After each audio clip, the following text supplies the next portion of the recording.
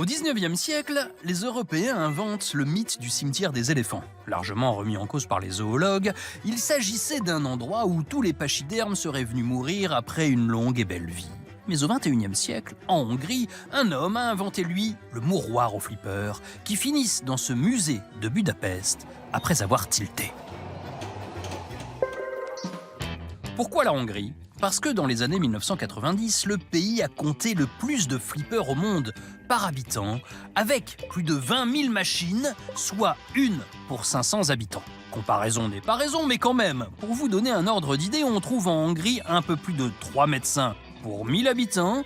Mieux vaut jouer au flipper que tomber malade. Dans ce pays, derrière le rideau de fer, le flipper était considéré comme le symbole occidental par excellence, bien avant la célèbre boisson gazeuse qui est arrivée plus tard, en terre maillard.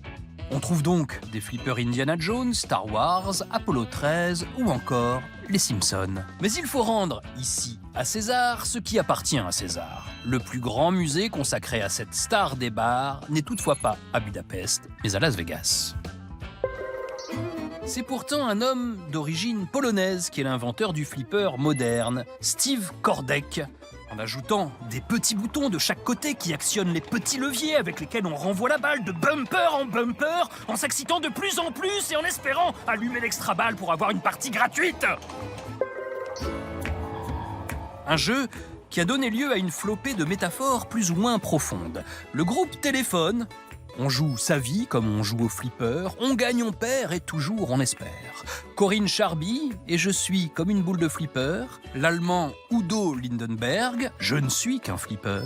Sans oublier les Woo et Pinball Wizard. Alors, rien que pour ça, on dit merci qui ? Merci, Steve Kordek.